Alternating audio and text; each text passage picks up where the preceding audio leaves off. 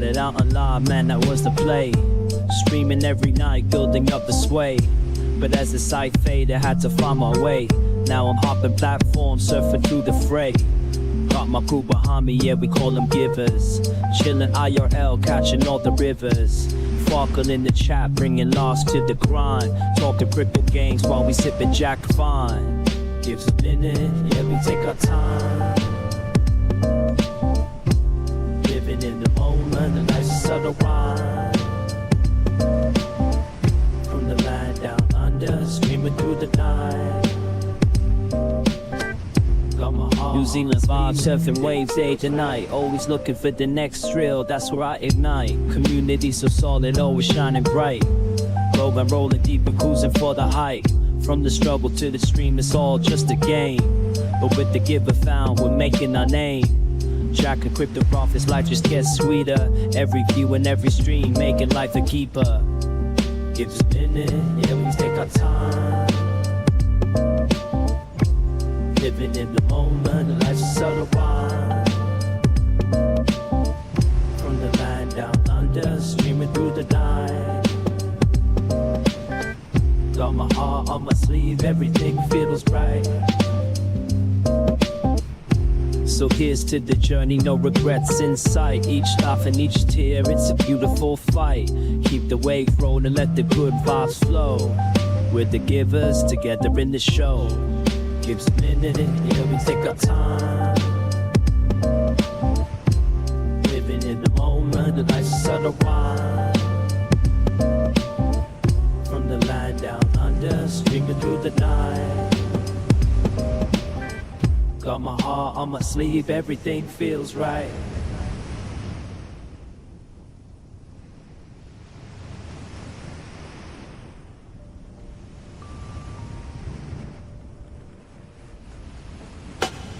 Script how we play a game. First start to the next time, chasing fame. But you're behind me, changing scenes. So through the internet, living out the dream. Got my acoustic strum, curing and chill for cracking jokes. Go stop the thrill. In the land of Kiwis, we ride the waves. Our host streams phone, no better days. Gives a minute, yeah, we take our time. Living in the moment, the life's a subtle rhyme.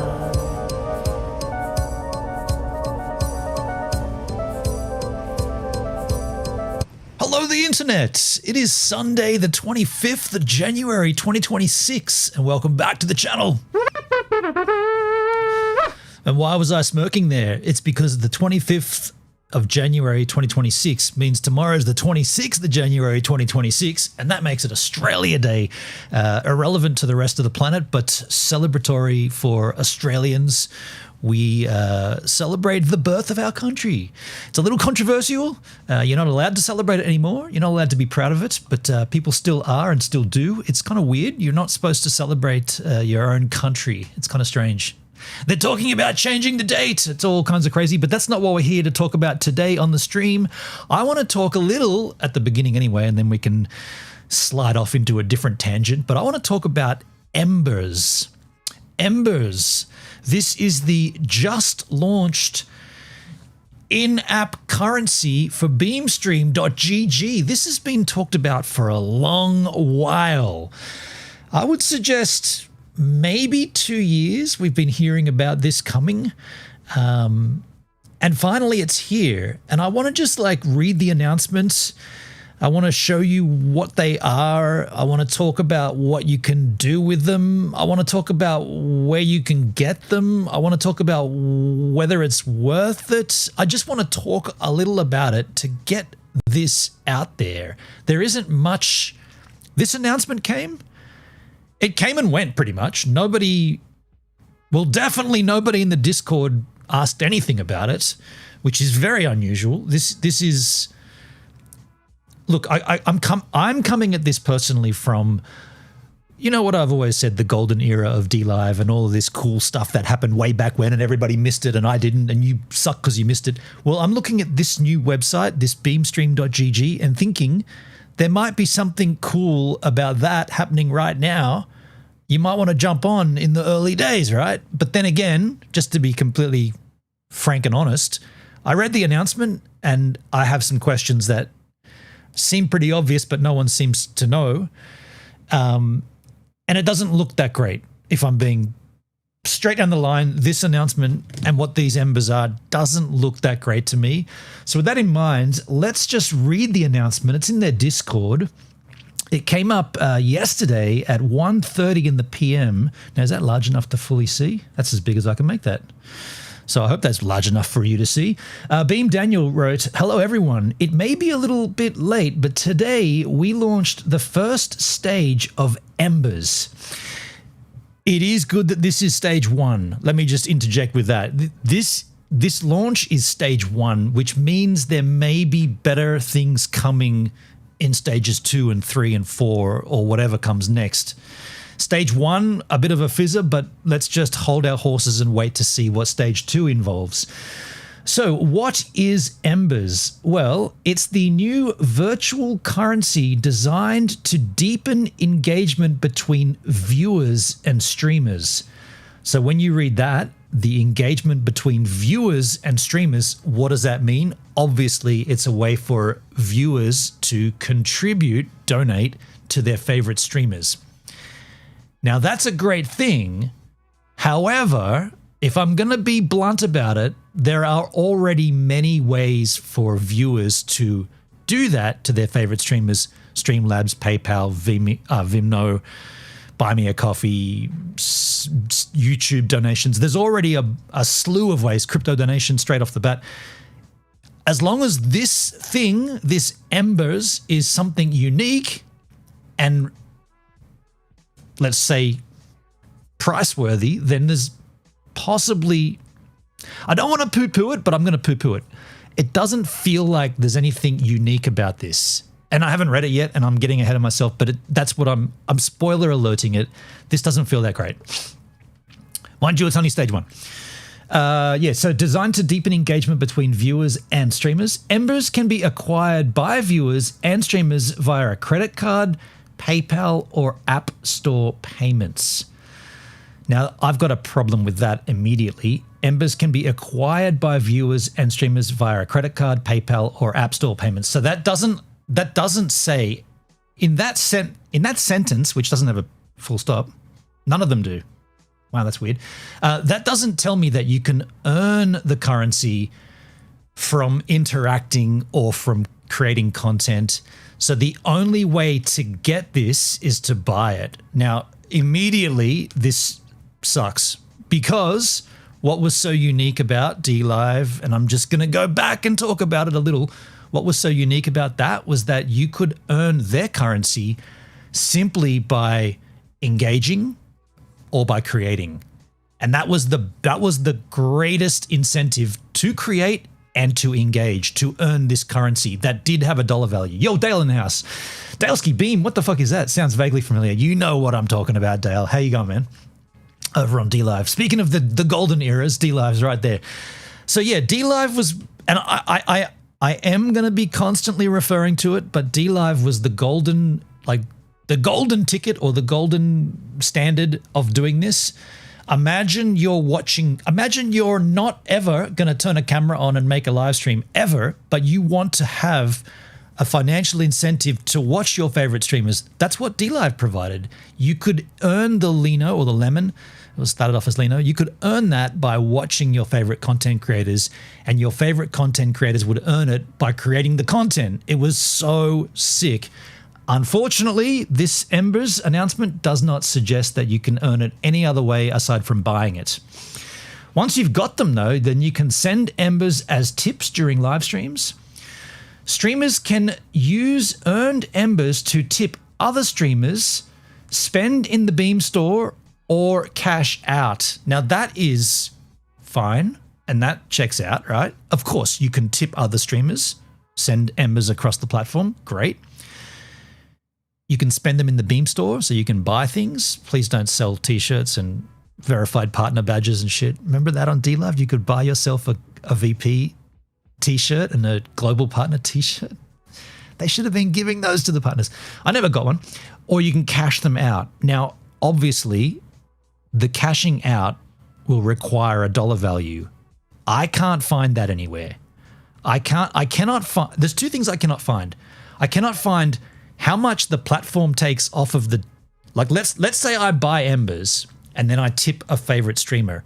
How much platform take is there? Doesn't say anywhere. Let's say I buy Embers and I want to cash them out. That would be crazy, but you can do that. You buy, then you convert back to the cash. That doesn't make any sense. Why not just keep the cash? Let's say you get donated a whole bunch of Embers and you want to cash them out. What is the dollar value? Doesn't say anywhere, dude. It doesn't tell you anywhere. There's no website for this. There's no discussion about it. It just popped up, and we're supposed to just, I don't know, it feels weird. And then it also says select partners will also accept Embers. So you can, I guess, what are their big streaming sponsors? What is it? PC Cases and Zenfolio? No, not Zenfolio. Well, I can't remember. Logitech. So perhaps you'll be able to buy like a webcam with Embers, maybe something like that. But this is just the beginning. Upcoming updates will introduce badges and achievements tied to Ember activity. So they're at that point, what's going on is they're telling you that if you start using these Embers, you're going to start getting. Oh, nice! You're going to start getting. You're going to start getting distracted. You're going to start getting badges and achievements unlocked and whatnot. So it's same kind of thing with DLive. They incentivize you to spend the Lino or the lemon, and then they give you things to make it worth your while. Okay, I mean that's fair enough. It's trying to incentivize. It says along with enhanced chat features such as custom stickers and highlighted messages. Okay. Now the beam economy has begun. Keep on beaming. Keep on beaming on. Keep on beaming on. Keep beaming on. Keep on beaming on. Keep on beaming on. Ben on beaming. Well, there's too many onses there, and I know. So obviously everybody loved it, hearted it, fired it, but nobody asked any questions. And how do I know that? If you go to the Beam search feature and you search for the word Embers, check this out. I posted a comment. This is the only look. I mean, I don't know. I shouldn't be getting upset with this, but I am. This announcement came. Nobody asked jack shit about it. The next comment about Embers was from 1st of November, like last year, about talking about the roadmap. Nobody's questioning. This is from October last year. I'm excited about Embers. Well, now they're here. Aren't you going to ask questions? This goes back to July last year. No, so basically nobody gives a rat's about this except me. And my question was, went unanswered, by the way. With regard to Embers, will there ever be a way to earn them from engaging with the platform or by content creation? Is there any documentation where we can learn more? Silence. Absolute silencio. I am going to have to keep an eye on the Discord. Let me just move the Discord out of here. We'll get that out of here so I can then go on and talk a little about what I did find with Embers. I'm just making my Discord smaller. So I went onto the website known as beamstream.gg, and here it is. Well, no, here it's coming. Here is Beamstream. Here we go. So I went on there, and if you enlarge your shizzle, you can see at the top right-hand slide of the board, there is a new icon there, and that is the Embers iconic icon. Now, if you tap on that shiz, get Embers. You see I've got 0. It just gives you a little drop down to get them. So I clicked on get. I immediately questioned this when I first saw it. Why? Hey, yo, Bergie, how you doing, man? How's it going, Bergie? Over on Beamstream, good to see you. I immediately saw that there is a price discrepancy if you wanted to buy 100 Embers using a card or a wallet.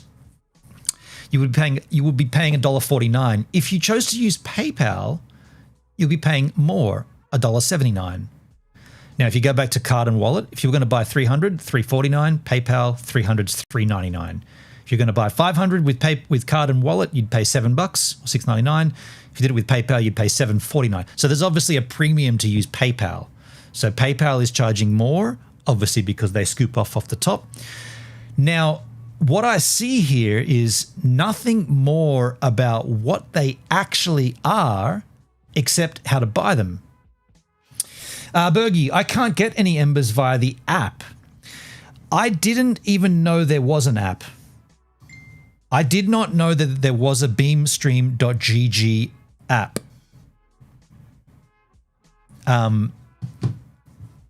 Is there an official beamstream.gg app, or are you just using it inside of a browser on your phone? I didn't know that there was an app. Either way, unfortunately, when I say get, I mean purchase.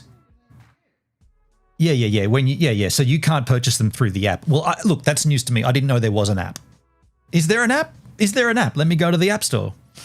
Are you on an Android or an iPhone? I don't even use the App Store. Yes, sir, there is an app. Okay, let me see. Do I know this? Have I used this app? Wait a second. Let me just see if I'm making myself into a liar. Beamstream. I do have an app. A top. No. I don't have that app. On the iPhone. Okay, well, let me I mean, look, if I were you, I would be there it is. I've downloaded it once before. You are absolutely correct. There is the Beamstream app, and the little download icon means I've downloaded it once before. I don't have it anymore. My advice would be maybe don't buy them on the app. You definitely should get it. Okay, I trust you. I'm downloading it now. My advice would be to go onto the desktop to purchase, and then once they're in your wallet, you can then go ahead and send them out and do whatnot. My other advice would be to be very careful about which option you choose when you do choose to purchase. I'd be using card and wallet to maximize your purchase power. How do I know that? I asked my girlfriend, ChatGPT. I said, Embers are a new in-app currency from beamstream.gg. Can you tell me the individual price of each Ember based upon this chart, and which is the best value? And I put in the card and wallet version. I don't want to spend more money by using PayPal. ChatGPT came back and said, yes, let's break it down very cleanly. I'll calculate the price per Ember for each pack and then call out the best value. In US dollars, the best value or the price per Ember of the 100 pack works out to be about 1 cent, so less than a penny. Or sorry, just higher than a penny, just slightly higher than a cent. For the 300 pack, you're paying still just less than a penny. For the 500 pack, you're paying a little bit less. Basically, all of these, there's not a lot in it, right? Not a lot of difference in it. They're about 1 cent. But you're basically getting 1 cent essentially.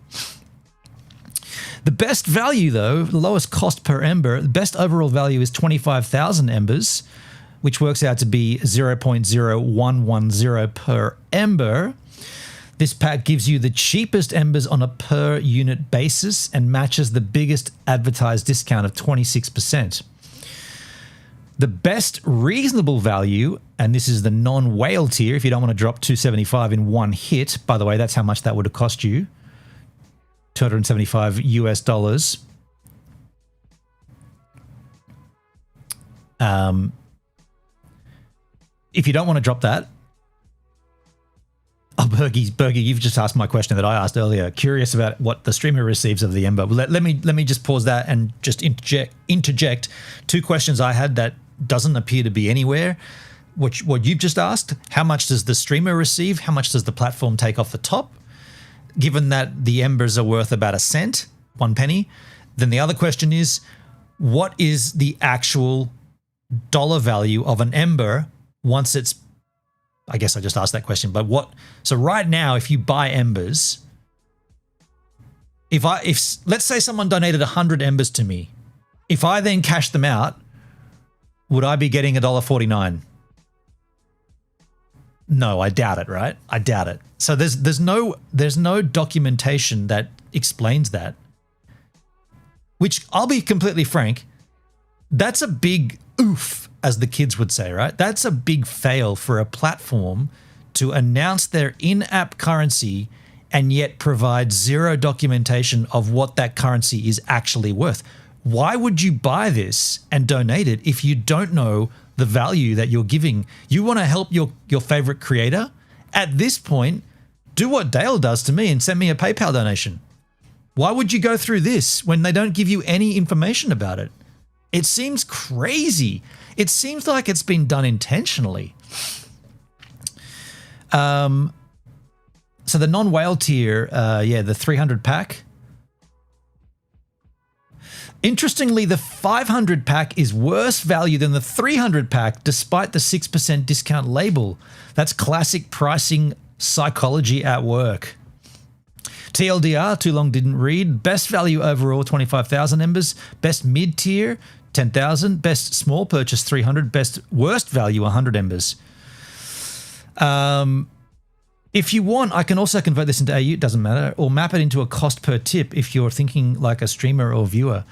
I mean, at this stage, I don't know if it's worth going any deeper on this avenue. Let me just see. At this stage, there is zero online documentation surrounding the dollar value a streamer would receive I before E except after C. Receive once a viewer has donated Embers to them, unless you can find it. Go ahead and find it, ChatGPT, you beautiful machine. I couldn't find any official online documentation from beamstream.gg that spells out exactly how much real-world USD a streamer earns per Ember donated, at least not in the public pages or posts that are indexed right now. Searches of the official site and social posts mention viewers gifting Embers and streamers being able to request payouts. They don't show a clear conversion like 1 Ember equals X dollars. Bergie, I'd like to think that they will rectify the information on Embers and their values. Dude, like, let me be super clear. Let me be super clear. They should have done that with the announcement. If they want people to use this, they should have given all the information at the time of the announcement. It's been coming for like 2 years and they dropped the announcement and nobody even talks about it. Like, the Discord is silent. So obviously no one's using it because no one knows what the hell. It just seems like what do we need to get on a platform where actual like CEOs and the higher ups actually do the right thing for streamers and for viewers? What do we need to get? What has to happen for that to, like, this is all just mumbo jumbo talk, right? Like, actually do the thing. I don't get it. Here's the reality. What seems likely? Platforms like this typically follow a model where virtual currency donated to streamers gets converted to actual earnings for the streamer, but the actual USD per unit, per Ember, isn't publicly documented for Beamstream. It's reminiscent of older systems. For example, Mixer's classic Embers from years ago did pay streamers a fixed amount per Ember, initially referenced as roughly 1 cent per Ember in community threads. Once monetization was enabled and the streamer hit payout thresholds, but that was a different platform. What is confirmed? Beamstream has a payout system where earned Embers are part of your balance you can use in various ways, such as gifting other creators, store use, or a payout. They mention monetization is available to streamers and you can request payout, but no public rate is shown. TLDR, what we don't know yet. No official verifiable rate exists. So at this stage, there isn't official documentation confirming. We can't genuinely calculate real money value until Beamstream publishes that info. Any guesses, such as a cent per Ember, would be purely extrapolated from unrelated older systems. You know what you could do? I'll just say this. At this point, there may be an arbitrage game going on right now. Where's that chart again? Go back over here. So the chart, we can do it here off Beamstream as well. The chart here, no, we do the full breakdown summary. The chart here says that if you were to buy 25,000 Embers at 274 US dollars, you're basically paying 0.0110 cents per Ember. Now, if in the future they announce that an Ember is actually worth 2 cents, you've just doubled your money. They won't. More than likely, that won't happen. It'll be less than that. But on the odd chance that it's more, you may want to arbitrage that and buy in and then hold it. I'm just saying, right? There could be a little money to be made there. I highly, highly, highly doubt it. But you never know. You never know. If you did that and you hold it, maybe you might make double your money. At best case scenario, you'll 2x your money.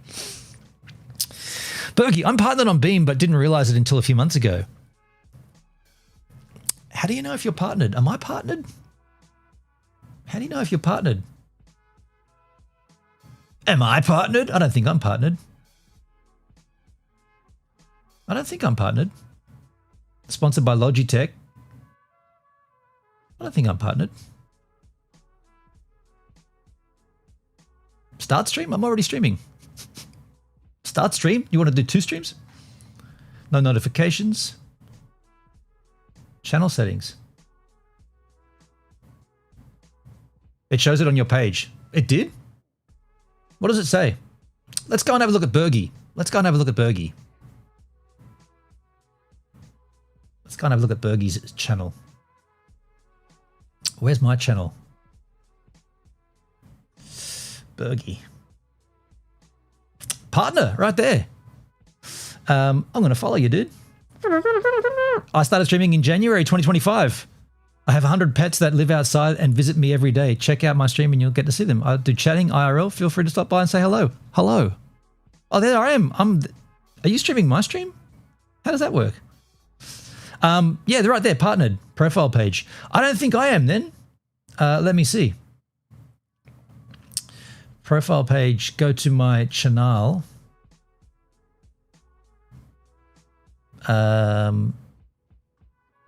Profile page. Stream. Gives a minute. I keep going back there for some weird reason. What's in the store? Hats. T-shirts. They should give those out to us. Your channel. I'm not partnered. Do I want to be? Professional lurkers find comfort here. Chatting. Live followed channels. Oh, you are live. Bergie, you're live?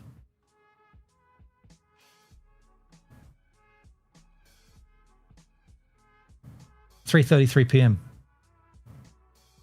Bergie's live. These are videos.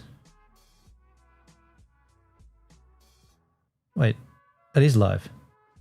Oh, that's your outdoor camera. Okay. Okay.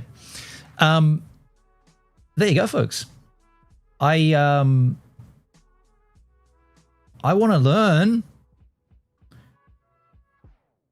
in the terms of service. Search for the word Embers. I'm streaming the view outside my apartment. Okay. How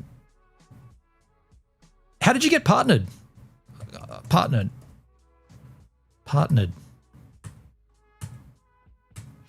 I want to be partnered, don't I? Do I? Actually, I don't even know what are the benefits of being partnered? I don't even know if I want that. Maybe I don't want to be partnered. I normally do just chatting, IRL, cooking. Oh, that's cool, man. Cooking, IRL, right on. Okay.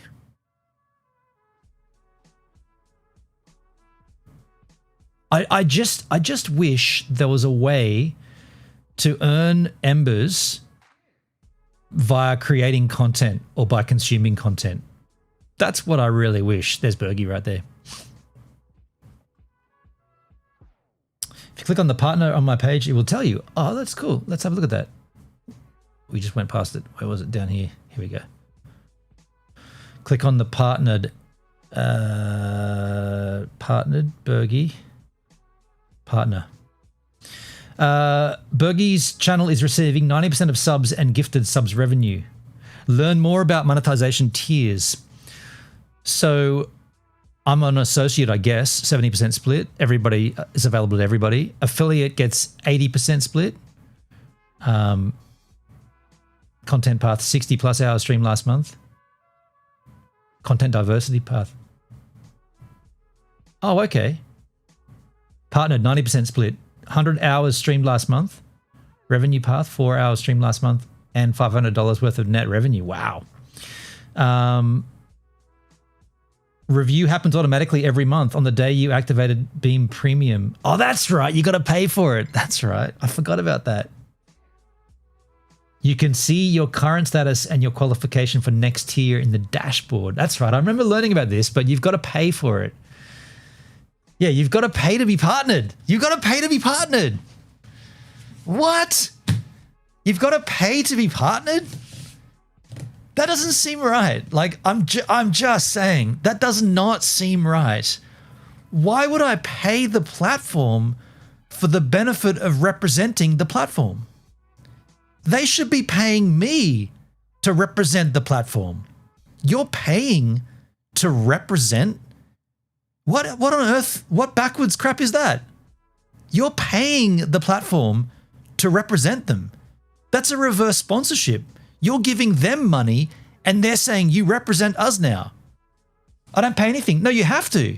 You have to pay something because you have to have gone from being just a streamer that puts up with the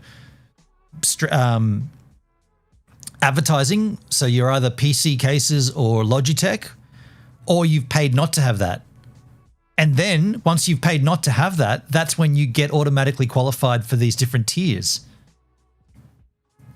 It's crazy, man. That is so backwards. So like if you go back to, like if you didn't see it, go back to your channel. Where are you again? Down here somewhere? It's probably updated now. Here we go. If you go to Bergie, down here. Wait. Hang on a second. You're sponsored by Alexander PCs. So you don't have. So you didn't pay. Okay, that's interesting. So you've been partnered up, even though it says right here. It says to be like, basically it says to become partnered.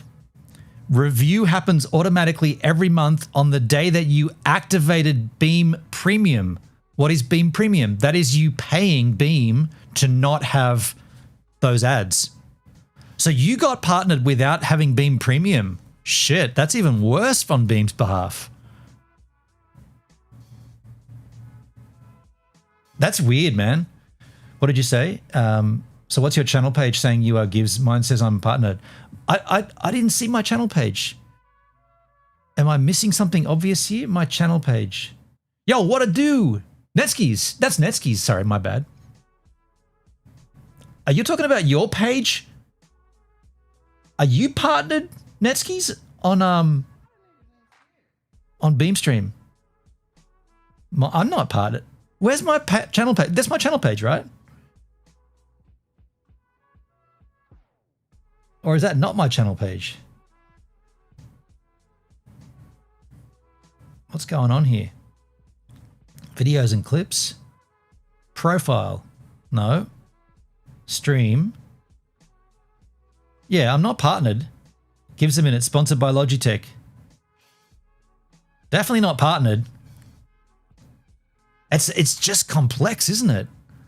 It's complex. We go to Bergie's channel. Click on Bergie. Says partnered. He never paid for that. He's partnered, but he's sponsored by Alexander PCs. But if you go to the monetization tiers, it clearly says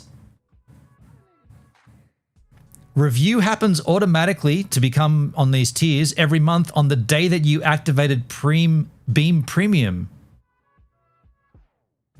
So you have to activate Beam Premium, therefore you have to pay. Do you stream a total of 4 hours in a calendar month? Easily, dude. Easily. I mean, like, I don't want to do it, but I'll do it. But go to my YouTube channel. All of my streams are obviously multi-streamed out everywhere. I mean, streamed 2 weeks ago, 13 days ago, 12 days ago, 8 days ago, 7 days ago, 5 days ago, 4 days ago. Who did that on D-Live? Who did that on D-Live? Daleski gifting a sub out on D-Live. Netskis, nice one, brother. I said, nice one, brother.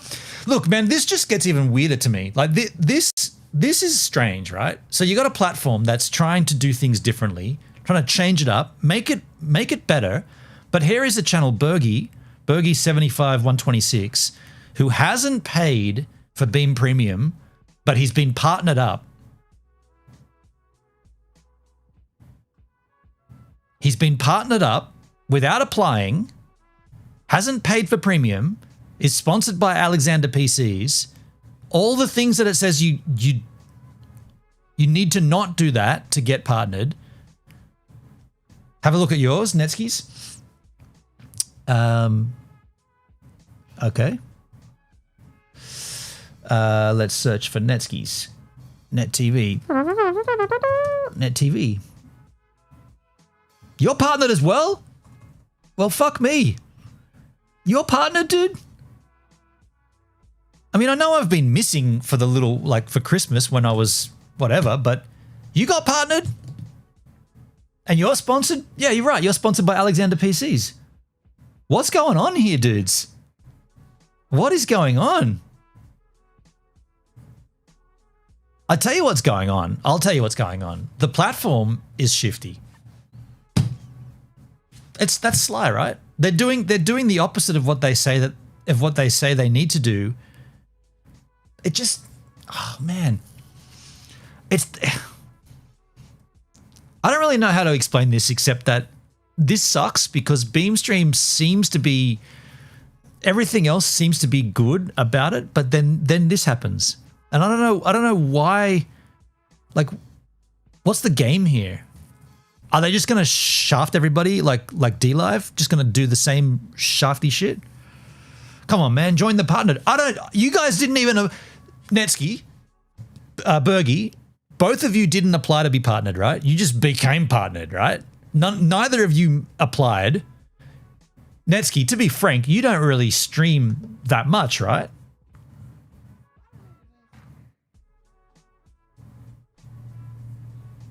I mean, there's 2 videos there. Is it the length of your streams? 13-hour streams? Recent recordings, 11 hours? They gave it to me. What? Like, it just happened. What is going on here? Why do platforms do this, man? Why does this happen? You know why? It's because they can make money off of you. That's why. Then get your shit together, man. Jeez. I know. I mean, look, I grinded, I ground, I was applying, I got VP on D-Live and all the good stuff. And you guys told me about Beamstream when I was on that road trip. You were the ones that were inciting me to go out and multi-stream to Beamstream. Remember Kitty? She was like, no, you're doing it wrong, man. You got to multi-stream. And I was like, okay, I'll learn about it when I get back here and I'll set it all up. And now I know during Christmas and whatever I was otherwise disposed of doing other things and this and that. But now, like, I've been making a solid effort here, and I don't know, like, I got excited when I saw the Embers. I was like, okay, now we've got a chance to monetize and to make this thing work. And now I've discovered that these guys are just getting partnered up willy-nilly. And I feel like if I ask about it, it'll be the same thing as D-Live. It's like, you can't ask about that, man. Shut up. Why are you making a fuss? Well, you're giving out partners to people that haven't applied, they're not meeting the criteria. Why are you doing that? What's going on? Either change the rules or do it to everybody. We joined Beam at the same time, Netskis, approximately. Yeah. And Bergie, I never applied for anything. That's kind of what I thought. In all reality, they are in it for the money. Why would anyone do it for fun? I mean, look, okay, fair, that's a fair response. It's a business. They're obviously doing it for the financial gain. Of course. Unfortunately, they present as being in it for the streamers, which is how they incentivize everybody to come over, I guess. I mean, yeah. Imagine a streaming platform that came out and said, no, we're just doing this to make a quick buck. Fuck all of you guys. We don't care. We'll just take the money and run. I mean, I'd have more respect for that if that was the way it was. I'd be like, okay, well, let's make as much money as we possibly can. It's kind of like what happened with DLive, you know? What an interesting turn of events. I don't think there's anything else to discuss in regards to Beamstream's Embers.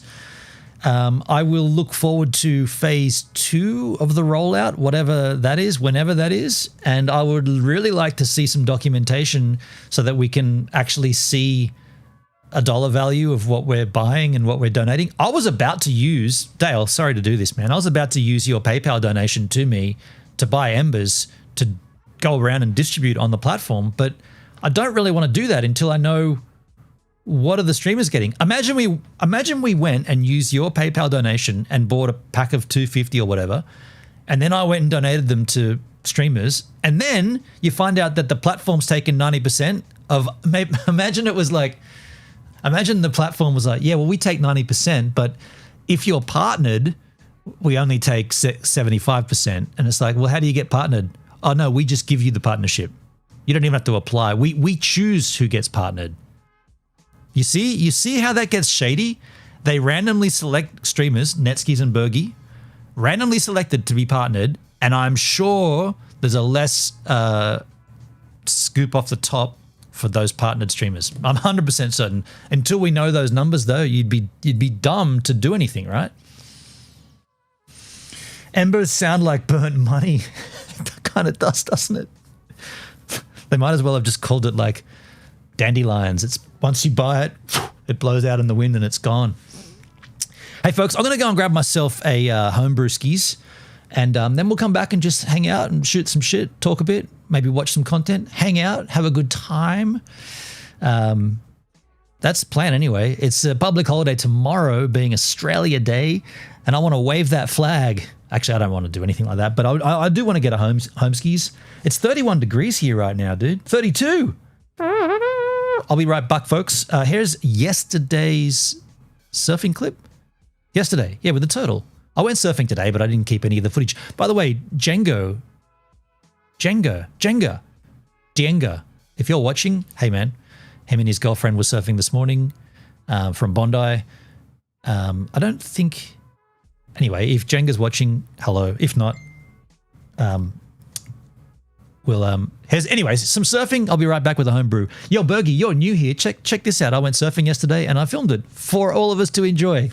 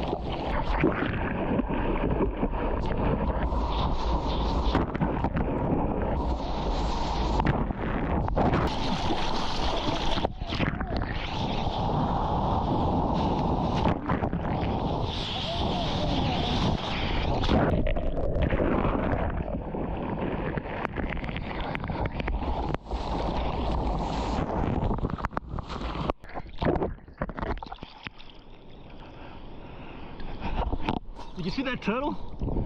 Right there, turtle. I don't know if you saw that just as I popped up with that wave.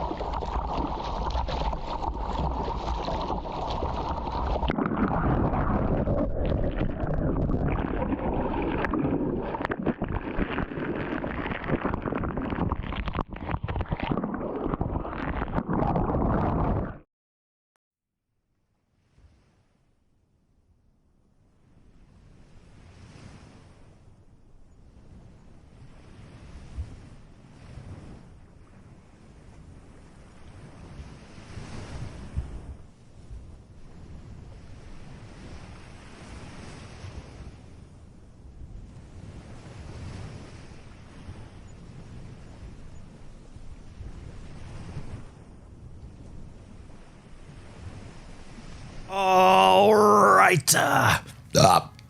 What was that noise? I don't know. It's probably just the house settling in the wind. Yo, Bergie, IRL surfing. Can you stream this live? Do you know what?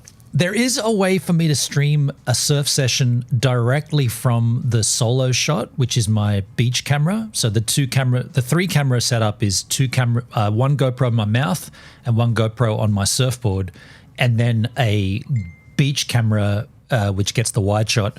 That beach camera does have the ability, well, it's got an HDMI output, which means I can easily just send that signal into my live view solo. Do you know what? I should do this. The only thing against doing that would be that you just saw a 3-minute clip of my 1 hour and 8 minute surfing session, all condensed down to the best hits. To watch the entire 1 hour, 8 minutes, you're going to be bored. Like, it's going to be tedious.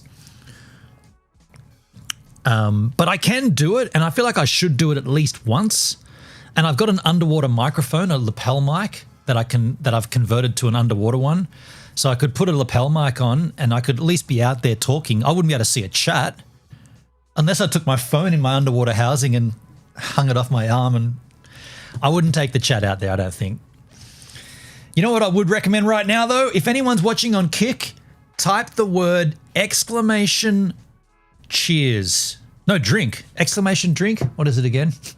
Let me tell you what it is. Oh, let me just do it myself. ! Drink, right? Even though I'm not opening up a can. ! Pour. Wait for it.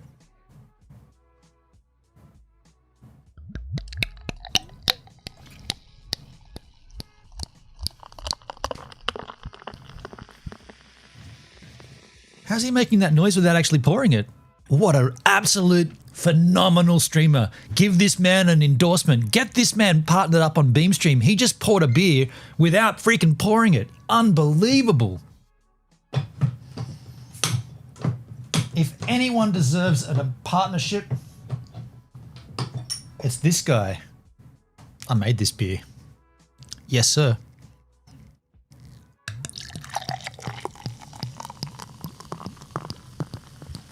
It smells good. Woohoo! What's cracking? Tooth Boy? Why not? I hiked to the CIA's top secret plane crash in Death Valley. Did you now? This is a 2-engine SA-16 Albatross airplane. Oh, Bergie, it's over on Kick. Hey, doing, man? Thank you, dude. I'll drop you a follow over here. Thank you, man. Let me guess, you're partnered up over on Kick too. Let me guess. And back in the 1950s, the CIA was working with the Air Force to develop a top secret version of this plane for the Cold War. And on one training mission, in January 24th, 1952, one of these planes lost one of its engines, rattled its 6 passengers awake, and smashed into the mountains of Death Valley you see behind me. All of the passengers survived. No way for a chance of it over here. Man, I'll tell you one thing, Bergie, before we get too deep into ghost town living. Back in the day, I joined Kick very, very early. It was so small when I came over here or there, and I got on the wheel on the carousel a bunch of times. I got screen grabs or screen recordings of me being on the front page of Kick. But the point of that is that there was a time, obviously, at the very beginning when you could stand out on Kick. Nowadays, I feel like it's just a Twitch. Like, it's no different to Twitch. It's like trying to get like. By the way, why doesn't YouTube have anything similar, like a homepage for streaming, like with a wheel and like top streamers and stuff? Like, imagine getting on that wheel. Bam, dude, that'd be incredible for search and discovery. But the plane was in such a remote and difficult to get to area, they decided to leave the plane there and forget about it. Today, we are going to hike to the plane and learn a little bit more about its history. Tooth Boy. Russia today is regarded as a grave threat to our nation. How are we meeting this challenge? So imagine just a plane zooming through the night and then it's colliding into this mountain. Have you ever noticed when Mr. Ross, like Aiden Ross, goes live on Kick starts acting up? I have not noticed that. I do not watch Aiden Ross. I do not watch. Actually, I don't. Aside from streaming on Kick, I don't have anything to do with Kick. Yeah, I don't really look at it. I mean, I have it and I'm there. I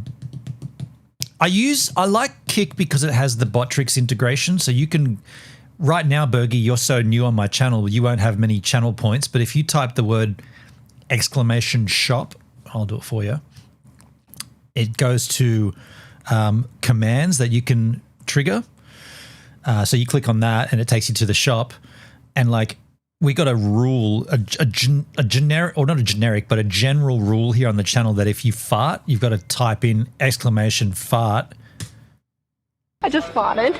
And that comes up. So you guys can trigger those alert sounds. I just farted is one that goes back from our archives of IRL streaming. And that's Botrix. And I don't think you can trigger those alerts outside of Kick. It's because of the integration with Botrix. Hey, by the way, there's a spider web. Can you guys see that? Let me just cut to that GoPro permanently. Hold on a second.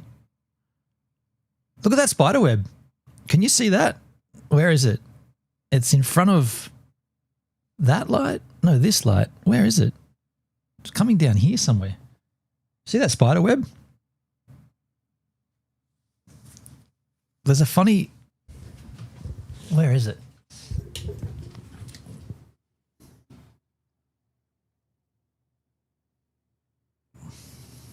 We see it. We see it. We see it. We see it. Gives a minute. Spiderweb there somewhere. I don't know where. I think I scooped it. I wouldn't mind doing a standing up stream, huh? I don't know. Let's cut to that.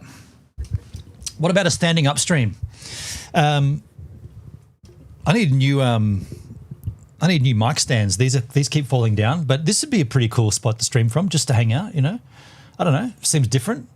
Let it all hang out. I can't see the chat, but it's just a different angel, right?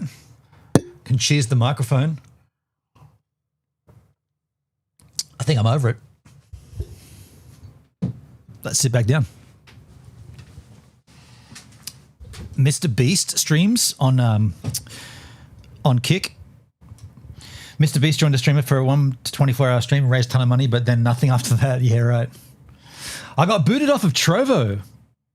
You got booted off of Trovo. Man, sucks. That's sad to hear.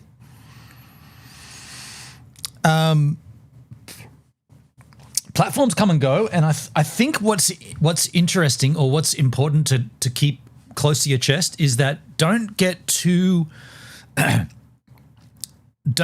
carried away with a platform. Don't get too tied into a platform, because what will happen, you'll get disappointed. They'll eventually disappear, and you'll be left building scraps up again from the next platform. Think about Glimish, think about DLive, think about live.space or whatever that one was called, stream.me, stream DTube. Think about all those platforms that just started up and then disappeared. And I guess flashy.social is one right now that's kind of going through that process. Just be aware, man. I don't like Trovo. It's no big deal. I mean, I think it's important to be on them, but I just don't think you should be. Yeah. Don't put all your eggs in one basket.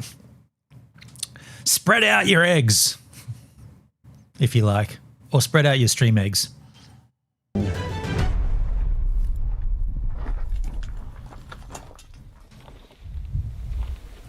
What an interesting part to start.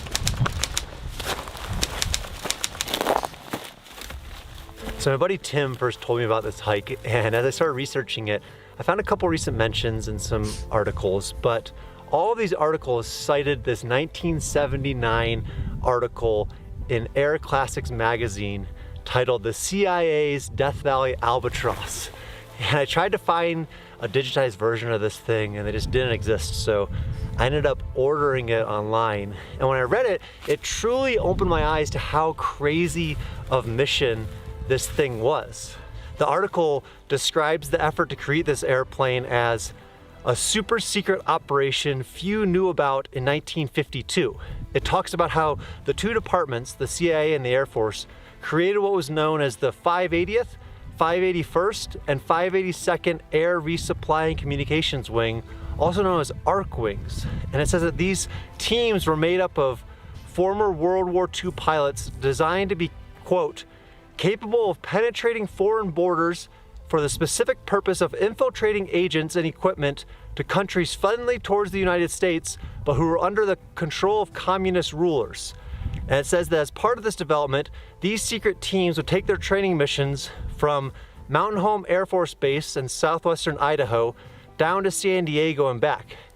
And that path that they're talking about from Idaho to San Diego goes right over here where the crash happened. And I think with that context, I just got that more fascinated with this story. It's just something that almost seems out of like a novel or a history book. And so with that, we're gonna keep walking up to the crest and hopefully get our first view of this plane.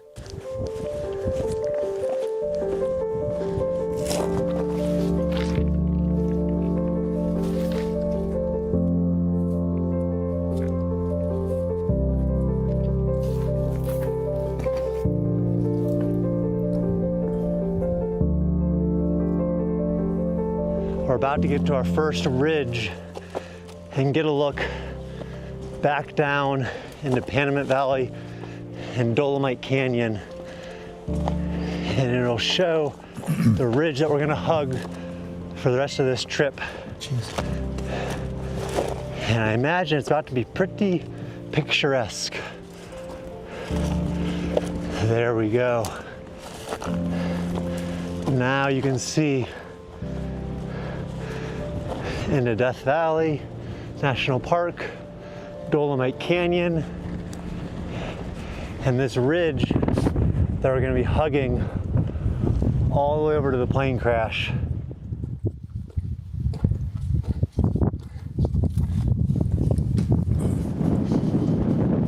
Gotta get this man a windsock. Dude. Well, as you may be able to hear, it is a little more than just windy up here. So I'm gonna wait until we get somewhere a little quieter, tell you a little bit more about this area that we're in, as well as the plane. But we're climbing, and it sure is beautiful out here. So the only newspaper article I could find about this crash was titled, "Crew of Crewmen Jump to Safety." And it briefly says that they were able to parachute out before the plane crashed into these hills. And I read a little further, and it shows that 4 of the guys were in pretty good shape. 2 of the guys needed a little bit of help after the crash.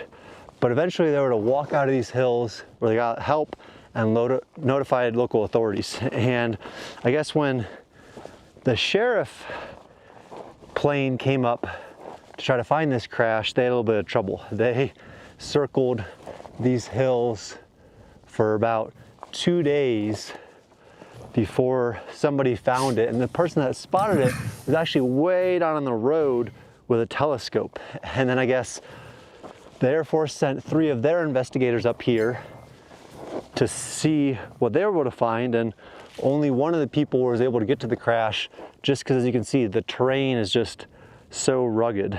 And I guess since they figured it was basically a new plane, there wasn't too much to salvage, and so they left it here. And here I am, you know, some 73 years later, hiking out to it. You should try to find the black box.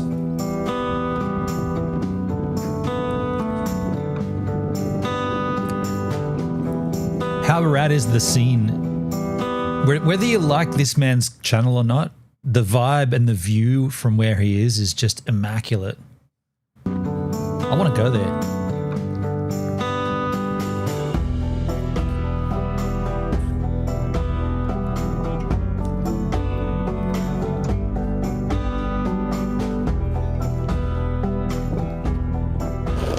We're about 3 or 4 hours in, and right over there, can you see it? Can you feel it? Shining on the hillside. Man, that thing is just perched right there on the cliff is the plane. Oh, man, we are so in the middle of nowhere, and to see that is just stunning. It's so beautiful out here too. It's funny, I'm always trying to figure out when to turn on the camera, but it seems like everywhere you look is a camera-worthy opportunity. And now we have our first eyes on it, and it's deceiving because it looks so close. But to get there, I'm gonna have to go. We got 32 degrees Celsius. I got to turn off the air conditioning. It's too cold in this room. I don't know how this thing is so powerful when it gets cranked up, but it's too hot here. I mean, it's too cold right now, even though it's 32 Celsius. I'm turning this off right now. And then I'll turn it back on almost immediately, I guess. But yeah, we're just chilling out here on a Friday. Wait, Friday? Sunday. Man, I've only had half a brew here as well. Sunday afternoon style. Tomorrow is a public holiday, Australia Day 2026, the 26th of January. And we celebrate our country. I probably will be live tomorrow at some point, maybe doing a little celebratory measures. We'll have to wait and see. But right now, we're just enjoying a little bit of Tooth Boy. Up. He's searching for a plane. To Town Pass, and then back down to the plane, because this is a giant wash in front of us. And what I'm thinking already, you know, one of the things I like to say in all my videos is to walk the wash. And you imagine if a plane of that size is up there, what is down below it? Amazing scenery, Netskis, Depending on how much isn't work it? we have today, we might have to go below the plane and see what is washed into the wash over time. I find him a little, I don't know, like I feel like he, as much as I enjoy the guy, I also don't like watching him, but I love the vista. So I can put up, if this was just a dude renovating a bowling alley in suburbia, I wouldn't be interested, but he's renovating a ghost town in Death Valley, which is just spectacular. That's why I can put up with it. Now there's a channel idea. Man renovates bowling alley. Try to get this back to like 1960s style jukeboxes and polished bar tops and all. So up ahead of us, that peak that you see is known as Town Pass. And Town Pass is named after Harry Town, who was a prospector and a miner out here in the early 20th century. And he was involved with all sorts of different mining in the area. And like a lot of the things in Death Valley, this peak ended up getting named after him. You know, individuals who played part in the history here. And it's funny, I'm looking around, you know, usually I'm looking for mines, so I keep seeing things I think are mines that might have been little prospectors that, you know, town was after back in his day.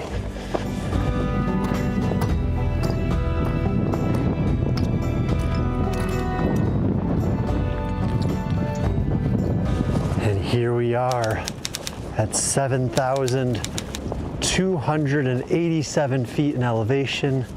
We are at Town Pass. This is the view.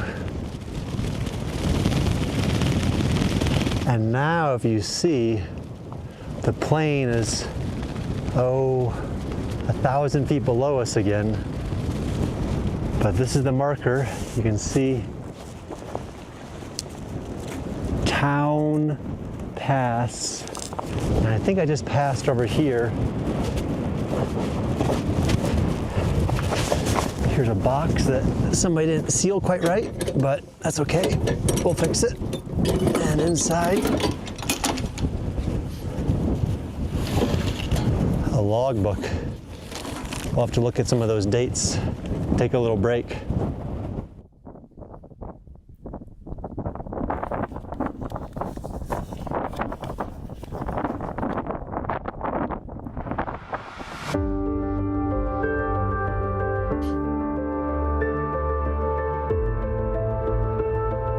As usual on my hikes, Element is here to save the day.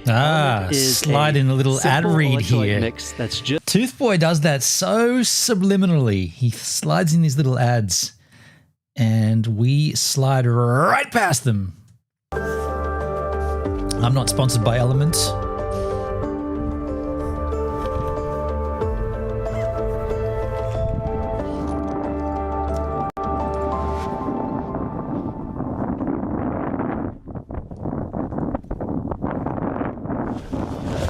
snack had, element consumed, feeling good again, legs are feeling fresh.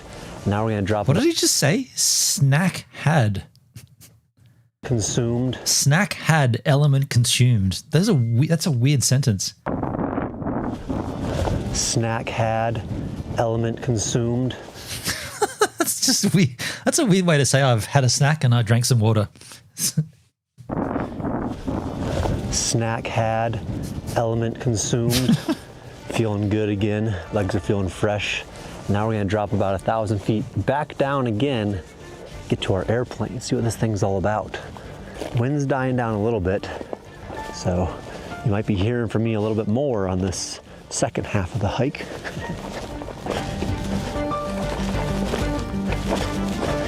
So the plane that you see down there, the one that we're hiking to, is a Grumman SA-16 Albatross.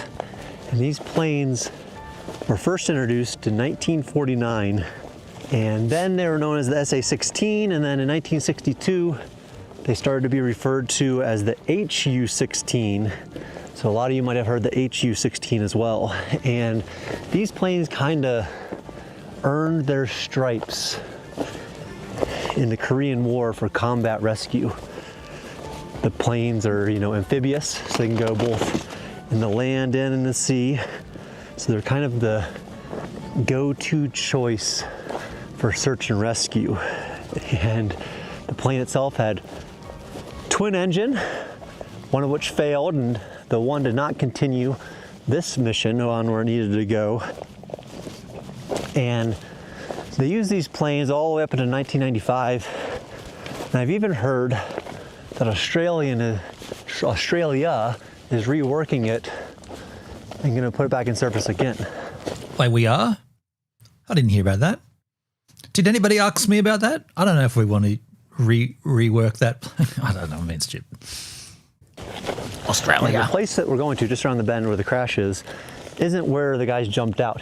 You know, they jumped out a few minutes before it crashed. And so imagine just a plane zooming through the night of a cold January night, and then it's colliding into this mountain by itself. It's kind of eerie when you think about it. Lucky they got out.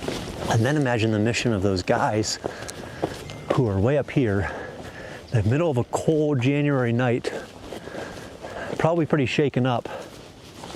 And they're looking off in the distance, and they luckily see some lights far off. But they know between them and those lights, it's a very long ways.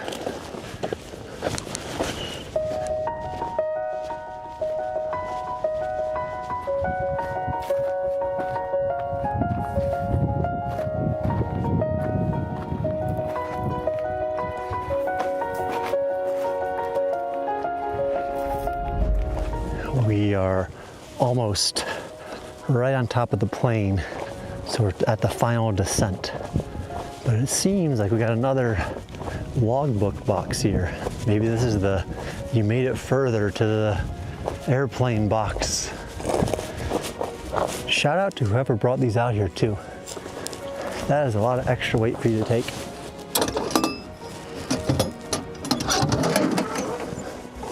Oh, someone put some extra empty canteens in there, some food, another book. That's nice of them. I've signed enough books. I've got to put the AC back on. It's heating up in here, and it's heating up quickly. I'm also wearing a long sleeve shirt. Why am I doing that? It's 32 Celsius, 100,000.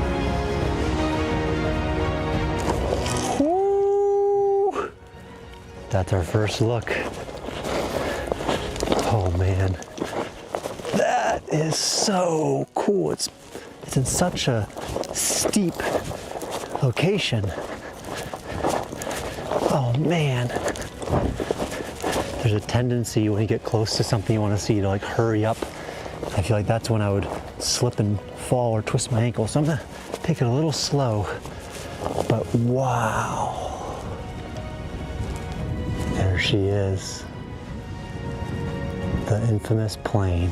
Woo-hoo-hoo. Let's get down to this thing. And I wasn't wrong about the wash. If you look down further, the wash is just full of metal, but that is a crazy scramble down there. So let's get over here and maybe drink another element first and talk about that.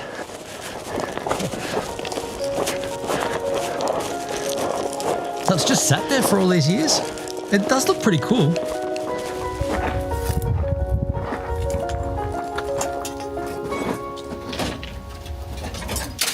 Dude, you want to be careful. I can also see after being out here why the Air Force decided to leave this here. Although I am interested, you know, I've been thinking about what I asked before about Whoa, whoa, whoa, whoa. what constitute trash versus trash. Netsky, you've got 14 Celsius right now? 14 Celsius in New Zealand? It's 32 here. 14 Celsius. That's crazy cold, man. Wow. Treasure. I think about that a lot at Cerro Gordo. And so much of this plane is here. I can tell even from some photos I've seen online that pieces are missing. You know, when I was researching yeah, bro, way cold for the last week. Dude, I feel for you, man. Like that's cold. That's real cold. We got super warm here, super hot, like summer, right? Like arguably the hottest month of the year is coming up, February. It's funny well, it's not funny, but it's interesting to think that you guys in New Zealand and further south here in Australia, like further off some other state of Australia, it's that cold right now. Like there's still snow in places. It's crazy, man. Saw an eBay listing for the VIN plate off of this. Oh, Me just quietly whispering and then fell. First fall of the day, not so bad. But I was saying, I saw the VIN plate for this plane. We didn't even have a summer. Weather's been total crap. That's a shame, man. I mean, I'm personally looking forward to surfing in board shorts next month. The water out there is so good right now. Like, it's perfect. Aside from all the sharks, got a little freaked out today actually while I was out there with that Django guy and his girlfriend. Some dolphins came by and the girl really freaked out. Or not really, but she probably freaked out. And justifiably so, like, just because, yeah, dolphins doesn't mean there's no sharks. I had a weird sense of calm about me, though. The dolphins came and they went underneath us and they went past us, and she really freaked out. I don't know why. I just didn't get a buzz from it. It's weird. February is usually nice. Fingers crossed. Well, fingers crossed for you, dude, that you do get a little summer activity or a little summer action. On eBay. And I don't know the legalities of that, but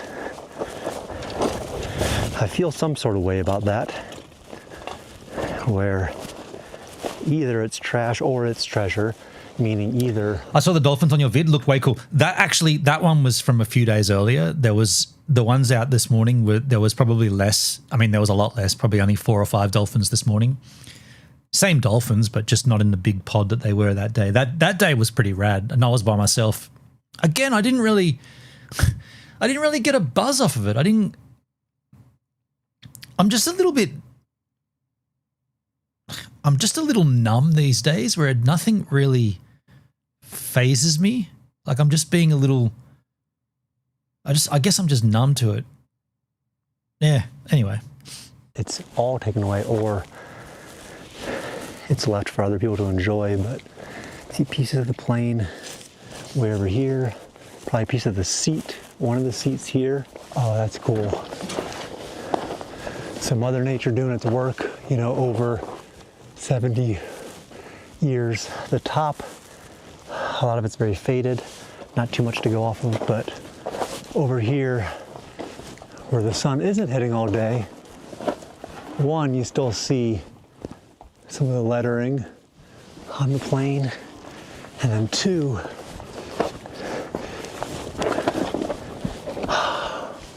so got cut here for emergency rescue. Huh? That thing will work, man. Just needs a little bit of buffing. That'll fire up fine. Just, should be right. Give it a bit of a polish, it'll be fine. There's still some seats in there. These were known to spaciously fit up to 12 passengers as well as their cargo. You can see that seat. That's cargo, but it's in a plane. It's called cargo when they fly it. And it's a shipment when it gets delivered to you? Huh? Just giving you a little bit of an understanding of what type of incline this thing's on. Cargo? Really remarkable. I'm going to catch my breath, and then we're going to look around a little more, and then maybe debate seeing what's down there in the wash, because if this is a hard hike from Town Pass, I imagine that down there. Dude, that looks extremely steep, and he's shooting on a GoPro. The GoPro makes it look less steep, but it looks real steep. I wouldn't be really keen on resting on that and putting my weight on, like a plane that's been embedded in that hillside for 70 years. If it slides down, you're going with it, and you're going down a long way. Rarely frequented just because it's a bit of a scramble. After a little bit of a thinking, I think we got to go down there. One of my mentors at Cerro Gordo said that if I was ever in need of an adventure, to just walk the wash, because you never know what flows into it. Anything on these hillsides on either side. Oh, we got a plane going over me right now. Oh wow, look right there. Huh. That was a jet, wasn't it? Where's the other one? Are you gonna be my girl? That was definitely jet, wasn't it? Well, Good time. Only Australians would understand that gag. Only Australians that know music would get that gag. Oh, there it is. See it? Right there. He's looking at me too. He He's didn't probably see thinking, you. what are you doing up there? He didn't see you. Starting our way down the wash, and already we got something. One of the old tires. Mother Nature's done its trick too, and it says South Bend, Indiana, USA, part number 146118, subassembly 146120, Bendix Prode Division. Ow! Dude, I just sat in this bush. Ow! Don't do that again. Brief intermission while Brent takes the spurs out of his back. You sat on your back? Walking down this wash, I wonder how the passengers escaped that night that they were going for it. Because, got a can of something? That's a hip flask. Because the temptation is always to go down in the wash. The path of least resistance, that's where the water flows. Path of least resistance. There's a quote. That's where you know that at least there's a path. But the issue with the wash, as I found out over the years, is the wash can sometimes turn into a waterfall. And when a waterfall happens and it's dry, you might be stymied. What? You might be what? Stymie? All happens and it's dry, you might be stymied. What the fuck is stymie? You might be stymie. And when a waterfall happens and it's dry, you might be stymied. Hey Siri, what does you might be stymie mean? I found some web results. I can show them if you ask again from your iPhone. I'm gonna wring your neck. Stymie? What on earth? So I don't see any waterfalls to the wreckage, but What did it say? If the waterfall's dry, you might be stymie. If the waterfall's dry, you might be stymie. And when a waterfall happens and it's dry, you might be stymied. No. I can't. I got to find out what that means, dude. If a waterfall's dry, where's my ChatGPT machine? I've already closed it. Awesome. I used to leave this tabbed out, and I don't anymore, which is my own problem, my own mistake. Let me just drag it down here, skis. So, explain this saying. When a waterfall is dry, you might be what how am I even spelling this? Stymie? I mean, timey would be like that. So stymie would be with an S, right? Stymie. The fuck does that? I've never seen that before. What does it mean? It sounds like a proverb, but in actually a bit off kilter on purpose. When a waterfall is dry, you might be stymied. Basically saying when something that's normally powerful and reliable or flowing stops working, you're likely to be stuck. Oh, okay. So you're not moving. The waterfall, symbol of momentum, abundance, things moving forward. A dry waterfall, the source is gone. The expected force is not there. Stymied is blocked. Okay. Yeah, so he's saying that you go down a wash. Let me close ChatGPT now. You go down a wash, and if it's full of water, you can move freely with it by gravity going south, heading down. But when there's no water in it, you're not going to move, so therefore you're stymied. It does make sense. Thank you, ChatGPT. So I don't see any waterfalls to the wreckage, but it's a What long about hike out. what about the other saying? Don't go chasing waterfalls, though. You know, did he not listen to TLC? TLC, right? Don't go chasing. Yeah, don't go chasing waterfalls. Stick to the rivers and lakes that you're used to. Interesting metaphor, huh? Here, so those guys back then, they must have been a little nervous of getting cliffed out the whole time. This thing is preposterously steep. Preposterously steep. I hope that some of you guys watching are either in the Air Force or know about airplanes and can tell me some of these things as we find them. Whoa! Everybody say, whoa! You hear that? Tell me some of these things as we find them. Whoa! Well, let me hear you say, hey-oh. Or know about airplanes and can tell me some of these things as we find them. Whoa! That shouldn't be that funny, but it is. That's a good example of just how steep this is, in case you were wondering. But I was saying, so hopefully you guys can help me to identify some of these pieces. So this, for instance, air tank. Whoa! As we slide on past it. Well, it may be time for one of my favorite pastimes. Scream. And that's desert surfing.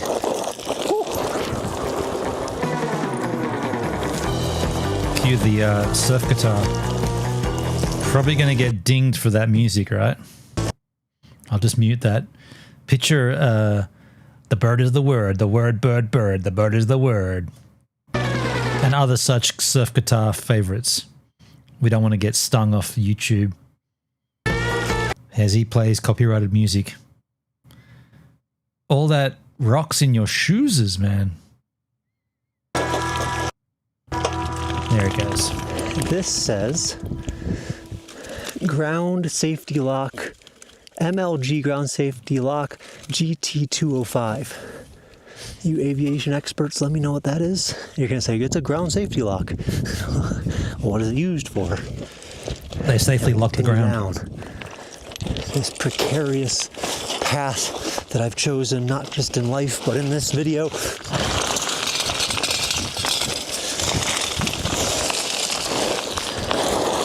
Whoa! Whoa!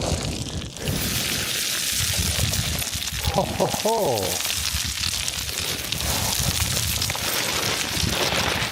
Hello, hello.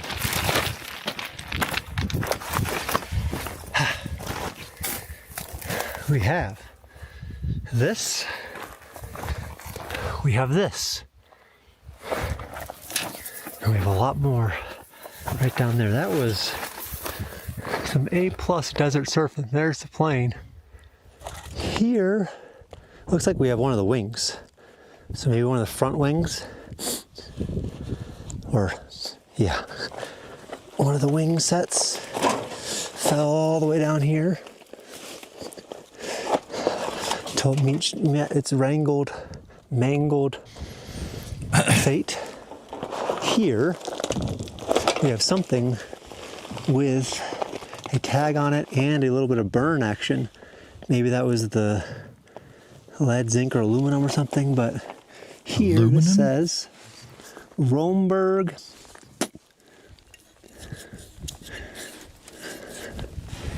injection carburetor. I do like how he dissects everything and like tries to learn the history of everything. It might be overkill. I mean, this plane didn't crash that long ago. Like he could have just, I don't know. Like, yeah, I know he's interested in this and it's his thing. Like he's motivated by it. Sometimes I feel like he could edit this down a little and make it a bit tighter. But then again, watch time is important on YouTube, and he's got a successful channel and I don't, so I'll shut up.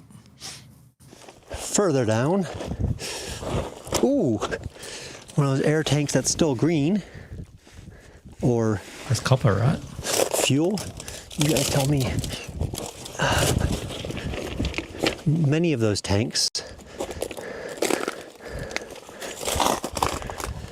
We have a red box. Was that for safety? Fire extinguisher, water, parachute. Find the black box. Emergency something. But the box still in pretty good shape. It's kind of like what they're putting the logbooks on. That looks like a great box to display like a whiskey or like a spirits of some sort. He could make a Cerro Gordo like distilled spirits and then put them in one of those boxes as one-off. I wouldn't buy it. I imagine the engine has to be somewhere.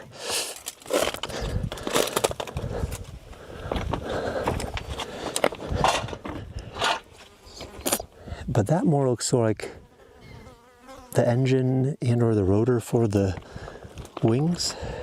How would you know that, dude? What are you, some plane See, it's enthusiast? How would he know that? He's coming out all sides. All sorts of more equipment down there. I assume that this is the engine.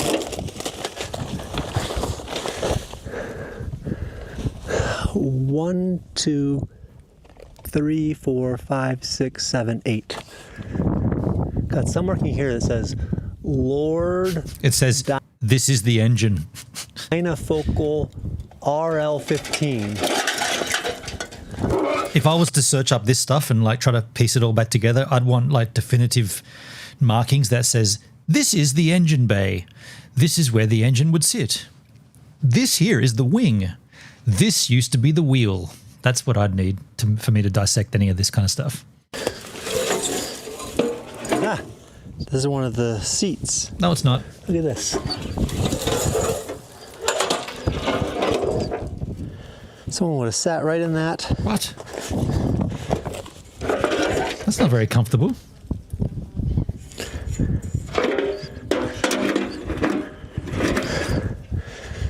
For the last time. Should sit on it, see if it works. 70-something years ago. Pretty cool. And with that, I think it's time Wow, look at that blue venture back up and sky. explore the second half of the Albatross. All right, we made it up. We're back in here, taking a look around. Dude, be super careful. Oof. It's literally balancing on like shrapnel and rocks, and you're in like, he's there a lot. Like, if this guy ever dies, it's going to be because he's gone out there alone by himself, and they'll find him like weeks later. Dude, you're inside of an aircraft that's smashed into a hillside, and everything's just fallen off of it and gone down the wash, and you're just walking around inside of it. Super dangerous. I would not be doing that. And this is one of the doors here that must have been above us before.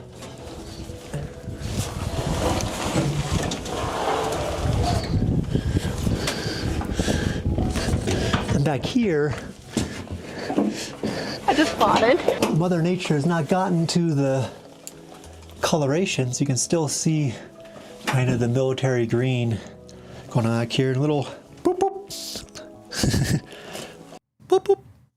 Green going on back here. Little boop boop. What? What? What did he say before the boop boop? Kind of the military green going on back here. Little boop boop. Does anybody know what he said before the boop boop? Because he said something like it's the military green, and then he said some words, and then he said boop boop. Kind of the military green going on back here. Little boop boop. Gone a little cured? Gone a little cured a little? Boop boop. Boop boop. I want that on my phone. Boop boop. Kind of the military green going on back here. Little boop boop. So if you don't know what we're doing here, this man slurs his words often, and we've been perplexed for years on a number of occasions of what he's actually saying. Like I speak English, he does too. I don't know what he just said. I cannot work out what those words were. He's referring to the color that's kind of like degraded over the years because of sun exposure, but I don't know what the words he said. And why did he say boop boop after it? I'm not sure. I'm not sure what that's in reference to. Kind of the military green going on back here. Little boop boop. Gone a little cured a little. So let's go back even further. He's talking about the colors. Not gotten to the coloration, so you can still see kind of the military green going on back here. Little boop boop. Woo. I mean, is the boop boop, is that just about looking through the window? It's just excitement of being close to the porthole, and is that what that? And I'll be honest, it gives me joy. It gives me joy to dissect this, even though nobody else gives a shit. I do. It gives me joy. I get joy out of this. Still see kind of the military green Going on back here, little boop boop. Boop boop. Woo. Boop boop woo. I gotta hear it again. Woo. Hang on. Boop boop. Little boop boop. Do I want to grab that as an audio grab? Boop boop. Military green. Going on back here, little boop boop. I got it. I gotta grab that. I gotta grab that. I can't not. Okay, so this is how I do this. I open up QuickTime. QuickTime Player. QuickTime Player, new audio recording. Choose the Brave Trouser Browser. I'm in Brave. No, I'm in Firefox. Choose Firefox. Where is it? Firefox to OBS. That's what we're on. Yeah. Yep. That's the right one. Hit record. Play it. You won't. Kind of the military green.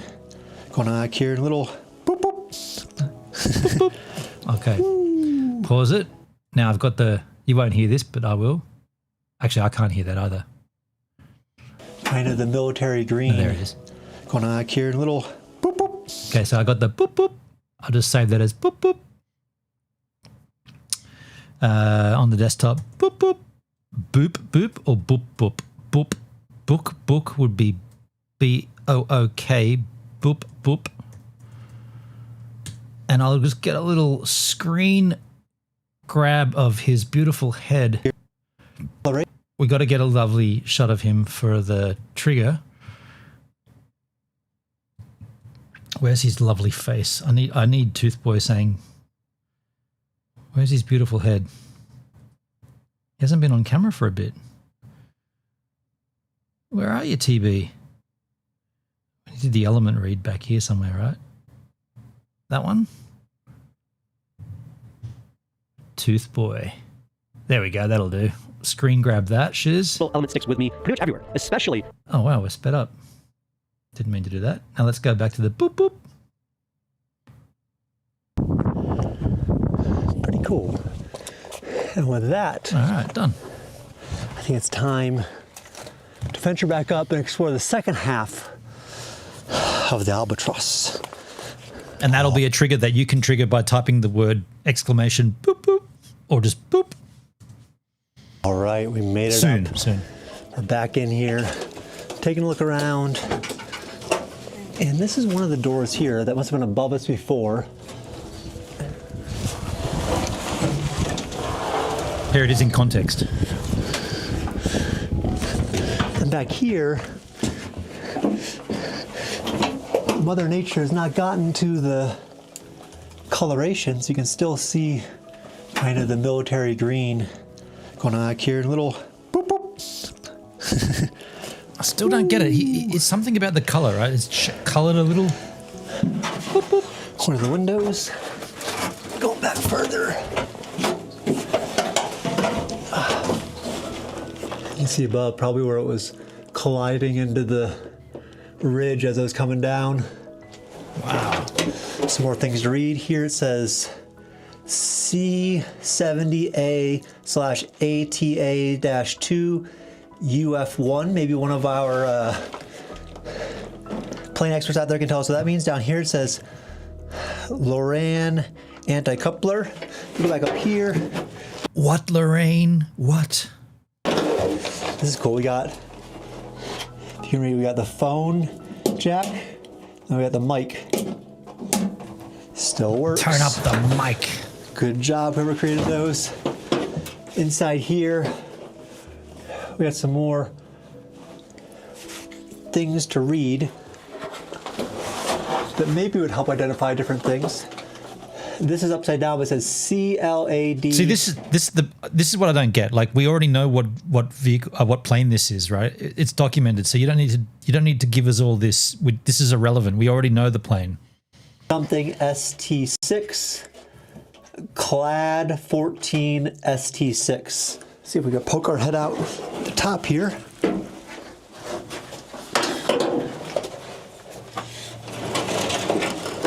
You see the side that just got shredded coming into the landing.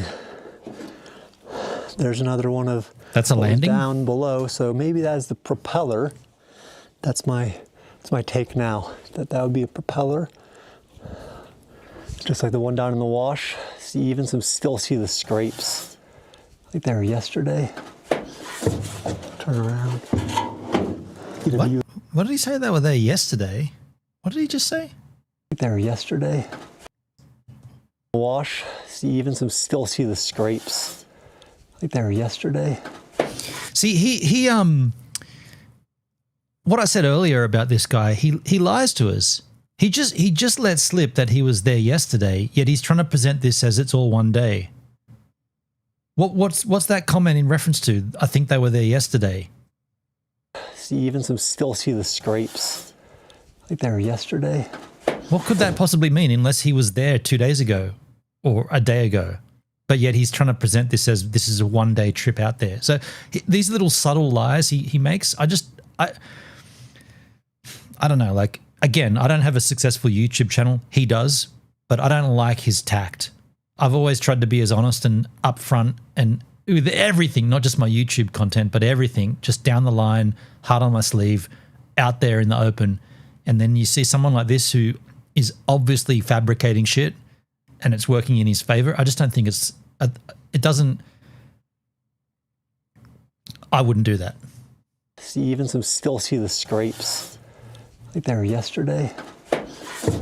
Turn around. What on earth could he be referencing unless he was there yesterday? Like and then the point of it is that he always said that he was alone, alone in his slogan for this channel was alone in my ghost town, but obviously he wasn't. He had people there with him the whole time and he was pretending he was alone.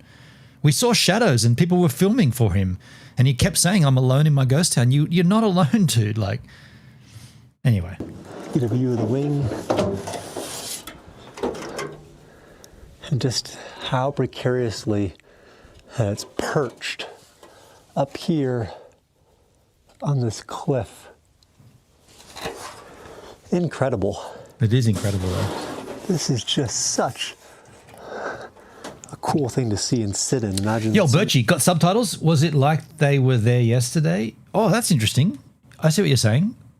I'll go back a bit. I see what you're saying. So the subtitles might give more indication of what he said. If I'll go closed captioning on Portuguese. That would be a propeller. Why did it put it in Portuguese? Why is that Portuguese? I don't want Portuguese. Spanish, right? They speak Spanish in Portugal. I don't know why it chose that language. Click that for settings. Where's that? Click that for settings. Where are the settings? Quality, audio track, English, subtitles, Portuguese. English, thank you. Why did it? Well, I've never, I mean, okay, here we go. Let's see. Just like the one down in the wash. Still see the scrapes. Like they were yesterday. It just says like there yesterday. Like there yesterday. He's obviously been there yesterday, right? Like, why would he's referencing something he's seen prior, which is, and I mean, the point here is you don't need to lie about it. You could just say it took 2 days, but he presents it like it's all one day. And it doesn't matter, but I just don't know why he would lie. Like, what's the point of that lie? There's nothing, there's no gain from that. You could have just said I took 2 days to go and explore this old plane. Yeah. My point is he lies about simple stuff, therefore he lies about other stuff. Turn around. Get a view of the wing. And just how precariously it's perched up here on this cliff. Incredible. This is just such a cool thing to see and sit in. Imagine somebody was sitting in this 70 years ago Never knew they were gonna have quite a story to tell by the end of the night, you know, going from Idaho to San Diego, but they sure did. And there we have it. The Death Valley. That's a better screenshot of this, man. Look at those lovely teeth, man. This is why we call him Tooth Boy. Those are some fine set of choppers. They're dentures, right? Tooth Boy. The albatross in the flesh, or in the metal, I should say. And this is one of those hikes that I put off for years. You know, Tim first told me about this probably 4 years ago, and I was like, yeah, I'll get to it. And I'm so glad that I actually finally did it. You know, this is such a beautiful mountain range I never really spent any time in. I didn't know anything about SA-16 albatrosses. I didn't know anything about this program that they put together. I really didn't even understand plane crashes that much until taking the time to come up here. And now every time that I drive by this mountain range on my way to Las Vegas to fly out of the airport, it's going to mean more. You know, I'm going to see it in the corner of my eye, and it's going to kind of almost come to life, and I'm going to think of the story of the 6 guys that parachuted out of here. And I've said it a lot, but I think that, like, over the years, if you take the time to explore the history that's in your local community, your whole community comes alive like that. You know, it all means something more to you, and you get this richness out of your life that wasn't there before. And so I encourage you, as always, to get out there. He always somehow manages to make it super personal, like the richness of life. I mean, yeah, look, he has gone hiking through a beautiful mountainside, and he's investigated a downed aircraft from 70 years earlier. I mean, that is pretty rad. I'm not going to deny it, but he somehow manages to make it super personable. And that's kind of cool, right? It's kind of compelling, because then you start thinking about, what could I find in my local area? Could I go out and find something similar? So yeah, I diss him and I critique him, but ultimately I'm in favor of what he's doing, but I also critique it. If I didn't, then I'm just watching it and consuming it. But as a YouTuber or as a content creator, you're meant to be transformative, and you're meant to be, you know, taking other people's content and then making something else of it. And so I'm making my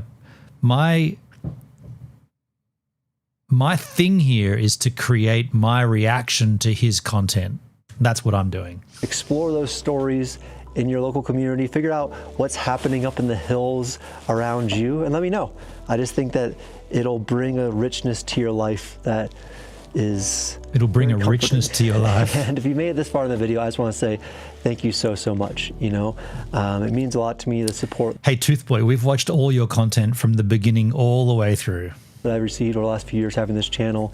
And I never really say this, but I do hope, if you're out there and you haven't yet, hope you subscribe to this channel. You know, like, comment, share it all around, all that type of good stuff. We do more than that, dude. We watch and we react. We don't just subscribe and like. We watch, react, and consume. More than anything else, just thank you guys. I really appreciate the encouragement, and it kind of keeps me coming back out here and bringing the world to life. And so with that, I need to start boot scooting and boogieing it down the hill, because it might look light outside, but this light's going to go fast, and this trail is not good enough to be navigating in the dark. So thank you guys again. I hope to see you guys next time. See you next time, Toothboy. Now, what we're going to do here, we are going to move into a slightly different trajectory. Dalesky posted up in my Discord the tragedy that inspired Ordinary World by Duran Duran. He mentioned that I might want to cover that song, Duran Duran's Ordinary World. Now, I have already loved that song. There's 2 versions of it that I really enjoy. There's a Smashing Pumpkins version. Is it? Yeah. Well, at least it's Billy Corgan. It might not be the Pumpkins, but it's definitely Billy Corgan. And then there's a Something for Kate, or at least a Paul Dempsey version of the same song, which I've always really enjoyed. So he's got a video, the tragedy that inspired this song, Ordinary World. Yeah, it's an absolute beautiful song. Let's take a look at this video, and then maybe I might get inspired to, even though if I'm going to record any more music under my project, I'm going to record my own songs. I actually did start on 2 songs. I started doing a song about, I don't want to even I started writing a song about something that was important to me at the time, and I've put stuff down, but then other stuff happened, and I haven't touched. My guitar and bass is laying up against. It's literally been sitting here since November, and it's all just covered in dust. I haven't touched it. I've just been so like consumed by other things that I've put it all on hold. I feel like I feel like I can pick that up again and clean it all and continue writing. And I do want to make another album in 2026. I want to put something out. It's going to be my own original music, but at some point when I do want to make a cover, it's probably going to be this Ordinary World song. So let's learn about the tragedy behind this song. What if the song that saved your career was written to mourn your best friend? In the 1980s, Duran Duran ruled the world. Private jets, designer suits, and screaming fans. But by 1991, they were broke, forgotten, and one phone call away from losing everything. Out of that collapse came a song, one that would resurrect them and heal a wound Simon Le Bon had carried for years. Welcome back to Behind the Track. This is the story behind Duran Duran's Ordinary World. Yes. By 1991, Duran Duran was a shadow of its former self. The 80s had been a blur of neon lights, sold-out arenas, and anthems like Hungry Like the Wolf. But the 90s hit them like a cold wave. Their album Liberty had flopped. Critics called them relics. Their label, Capital EMI, slashed their budget and demanded a miracle. John Taylor sold his house in Paris. Nick Rhodes was drowning in debt. Simon's credit cards were being declined. Even their drummer, Sterling Campbell, had jumped ship. The band was broken, and running out of time. 4 years and 2 albums, which really bombed. And I guess as a result of that, we've really got hungry, and it's given us sort of an edge. Hungry like the wolf? Coming through in the music now. Then, in a cramped home studio in Battersea, they found their last chance. Where you recorded this? This killed me. You did it in a friend's...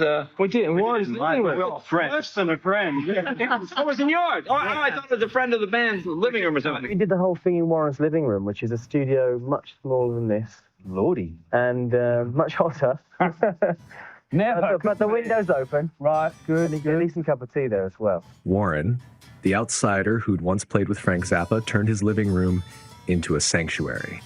No deadlines, no executives, just 4 musicians trying to rediscover who they were. Nick Rhodes would later say that every album feels like starting over, as if you're a new band again. Have our own recording studio in Warren's living room, believe it or not. He was so relaxed. I mean, you know, when Simon was doing the vocal on Ordinary World, he was, you know, I was sitting on the sofa here and he was standing where you are in front of the microphone. The desk was just there. And we all had to keep quiet, you know. I mean, if you got hiccups, it's a real problem. No producer, no engineers, just us and the tea lady, Simon joked. That's the better way to do it, really. Years later, for the first time in a decade, they were working for themselves, not for the charts. And something unexpected happened. Nick played a haunting progression. Nick played the chords. I came up with the melody almost immediately, and the words followed about 2 minutes later. Because I wanted something that did that da da da da da, because it was a really nice phrase. It kind of joined it joined a chord progression together. Instead of stopping and then letting the chords change, it joined them together. It's a really nice thing to do musically. And I wanted a lyrical phrase that would do that job. And I just sang Ordinary World, and it was so great. Warren strummed a melody so fragile it felt like it might shatter. And Simon, carrying the weight of his... What the fuck? What a load of wank that was. He strummed a melody so something it might shatter. Warren strummed a melody so fragile it felt like it might shatter. He strummed a melody so fragile it might shatter. Oh my goodness. And it was so great. Warren strummed a melody so fragile it felt like it might shatter. And Simon, carrying the weight of his best friend's death, finally found the words he'd been searching for. One of my best friends in the whole world died. He got into drugs, and when he thought he'd beaten it, he got dragged back into it and just took one bad evening and he was dead. Shit. Really. I'm sorry, I'm not making light of it, but that was a load of wank, but he's dealing with something pretty heavy here. To me, I almost felt like it was my fault as well, because I was supposed to be seeing him around that sort of time, and the song really came out of that, and I dedicate it to him in my heart every time we play it. David Miles had died of a heroin overdose in 1986. Simon blamed himself. He'd known David was in trouble that night. He could have stopped him. He didn't. The guilt haunted him for years. He tried to write about it before in Do You Believe in Shame from Big Thing. This was the one that stayed. Warren's home studio in Battersea wasn't soundproof. It sat right under the flight path of the Concorde, the supersonic jet that roared over London several times a day. Well, it sounds like you can hear sort of, well, maybe it's just my imagination, but street noise and things. No, that was Concorde. Oh, that was right on the flight path. Yeah, you can hear Concorde. Oh, good apartment. Yeah. You're doing well now. You can move. You can move a couple of blocks. And as they recorded Ordinary World, its distant thunder found its way onto the tape. According to the band, if you isolated the vocal track, you might still hear it. The faint echo of a jet slicing through the sky caught forever between Simon's words and the music. The band worked in isolation for nearly 2 years. Between 1991 and 1992, they recorded over 40 pieces of music, searching for something real. We spent a long time in that writing period, though. We'd come off the back of the Liberty album, which had been our least successful album commercially, and we really wanted to rethink things. And we thought, well, the one thing we should do is we should go back to our songwriting and really keep writing until we've got enough strong songs that we're completely happy with. For the length of our career up until that, we basically had an open checkbook. And when we started on that record, that EMI had said, we're giving you this, and then we want to hear what you've written. And fortunately, Ordinary World was pretty early in the writing. When they heard that, they're like, okay, we know we've got one. Then they felt comfortable giving us more money to finish the project.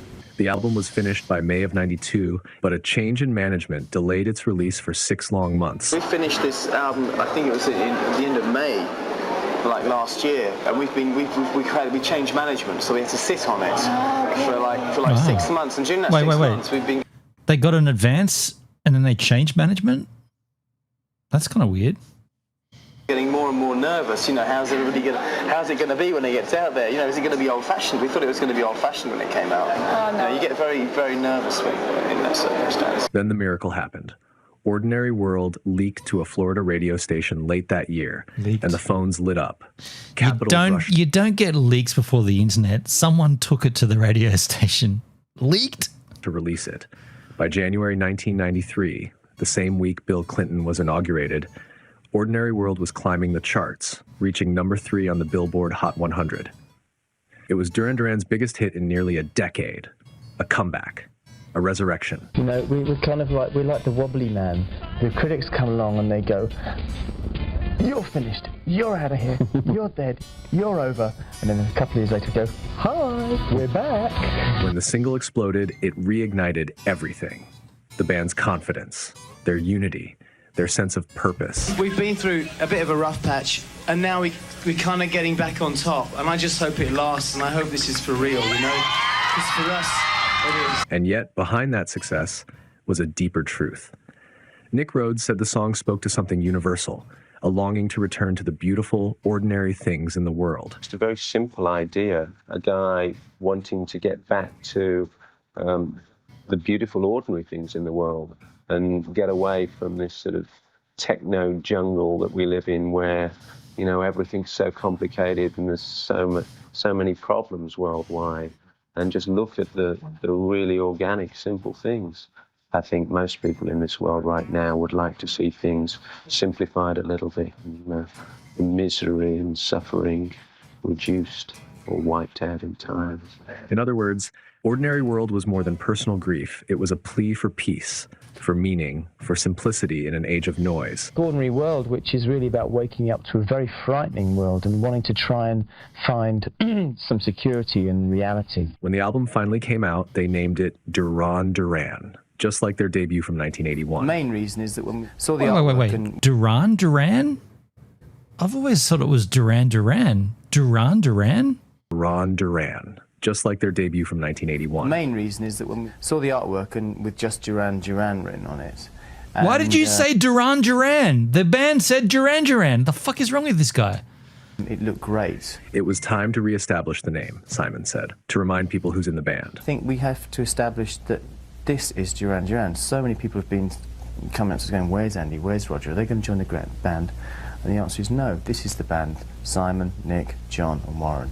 You know, if we go to drum one day, fine. But at the moment, this is Duran Duran. Simon described Ordinary World as waking up to a frightening world and trying to find some security in reality. It was a song about growing up, about seeing the world clearly for the first time. And it made me think of just the beauty of something that's ordinary. You know, we're kind of surrounded by the desire for the super ordinary, you know, like Superman, super life. And I wanted to say that not only is there nothing wrong with the ordinary world, but it's actually the ordinary world is the most beautiful thing that you could possibly achieve. It's that kind of world of your youth where you feel secure and you understand things and you don't have to analyze things. Things they just make sense to you naturally. That's the ordinary world. And it's about somebody who's lost somebody very close to them and feels very much for that, and then is able to look around himself and say, but my problems are very small in comparisons to the problems of the big fucked up world, and my problems are very small in comparison to the problems of the world, and I'm going to try and find the ordinary world, or try and help the rest of the world get back to the ordinary world. So next time you hear that opening guitar riff, remember, this wasn't just another Duran Duran song.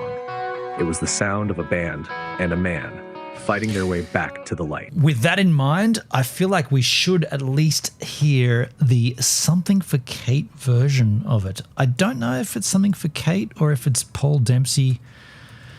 Let me just find it. Ordinary World. Ordinary World. I'm searching it on the YouTube machine. It's on the album Phantom Limbs. Does Paul Dempsey do it live though? Let's take Paul Dempsey. This is Australian music, folks, if you're interesting. No. I don't think Paul Dempsey's done a version. Let's take a listen to the Something for Kate version from Phantom Limbs, folks. This is a rad version of this song. Enjoy. The content is not available. Are you kidding me? What? Why? Let's take it from here then. Nope. Let's go back. Paul Dempsey. Well, let's just go back to what we had before. Something for Kate.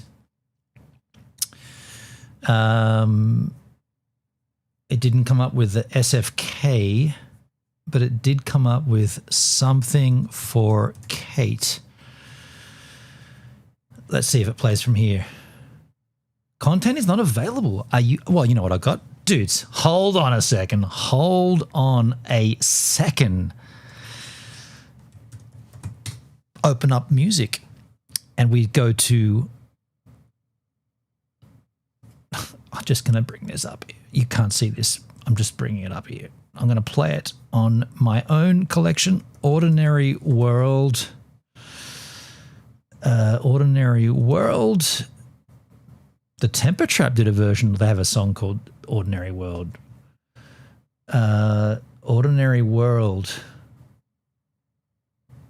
by Something for Kate. It's on the Phantom Limbs album, and I can't see it. Why am I not seeing it? There it is, track 6 on disc 2. Okay, so here we go, folks. What I'm going to do is I'm going to go across to pretty much here. We'll go across to here, and Something for Kate doing Duran Duran's Ordinary World. Enjoy. I'm taking a slash.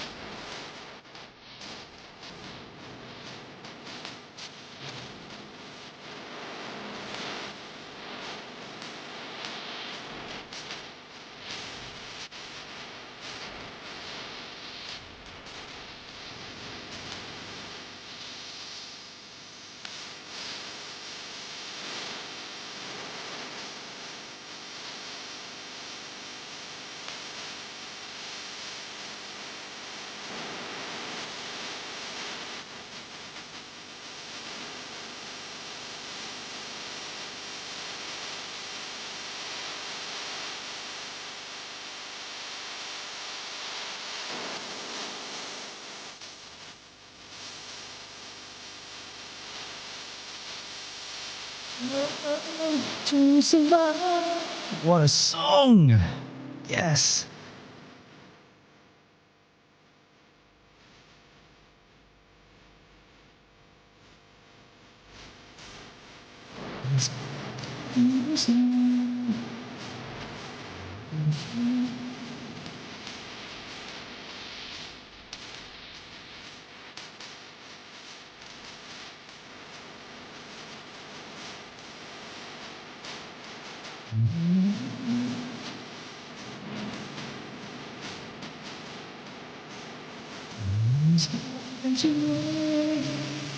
Is this some say?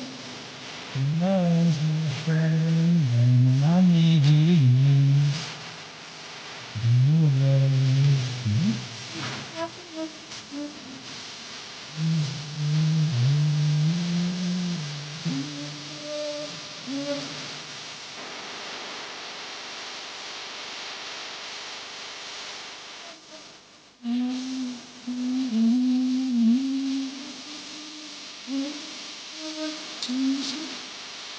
I could do this. I reckon I could do this.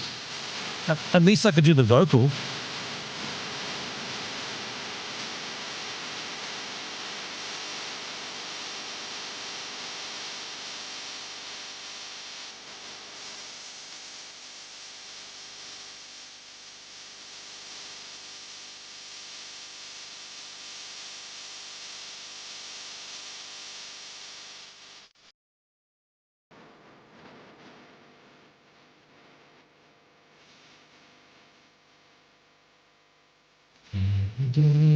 Got some money.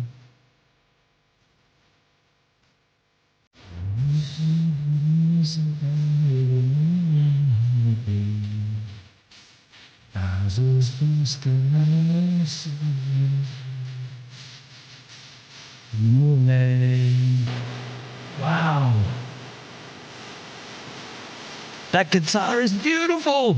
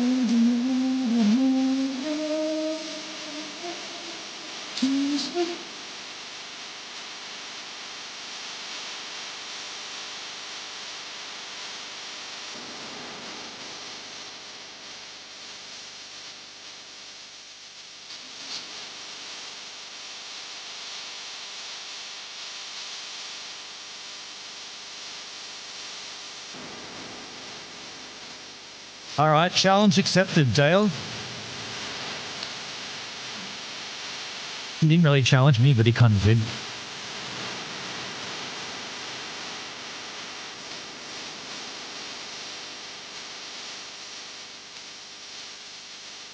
If I'm going to do this, though, I'm going to do it the something for Kate way, not the wow. That's not true. I'll do a Duran Duran / something for Kate / that some version.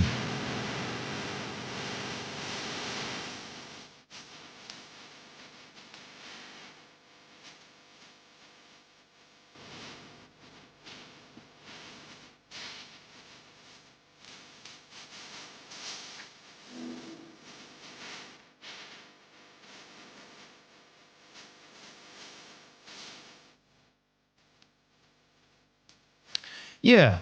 Okay. Well, look, I have no plans at this stage to record any covers at all, but I know that I will at some point. I will do recordings, and I feel like that's been a challenge. Well, that's been challenged at me, so I'm going to accept it. I'll do Ordinary World, but it's going to be like don't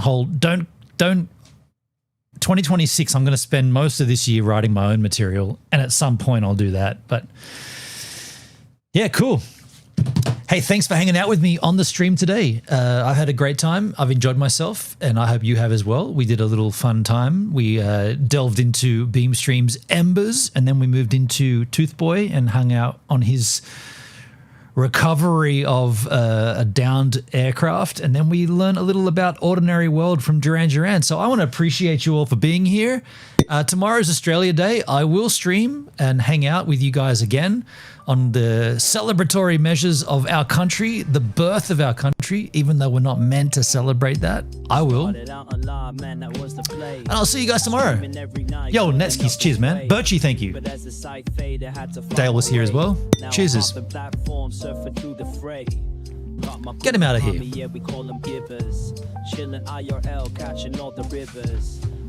In the chat, bringing lost to the grind. Talk the critical games while we sip at Jack Fine. If we in it, yeah, we take our time. Living in the moment, the life's a subtle rhyme.